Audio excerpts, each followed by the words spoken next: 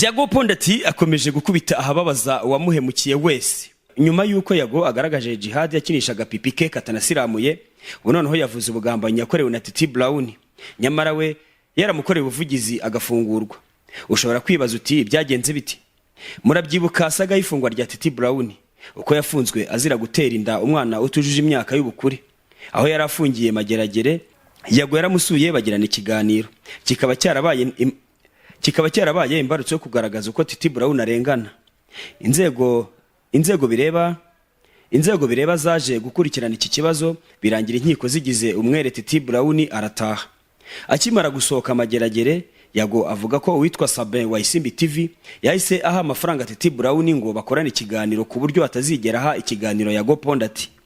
Niko byagenze rero, Titi Brown yahise atangira gukorana na Sabin wa Isimbi TV yirengagiza Yago wamukoreye ubuvugizi ngo afungurwe. Ibi byose byo guha aya mafaranga Titi Brown ngo byaro kugira ngo adaha Yago ikiganiro, kandi muri iyo minsi ngo Titi Brown yari imari ishyushye kuri iyi mihanda. Wowe nuwuhe mugani wacira Titi Brown kubera ibyo yakoreye Yago?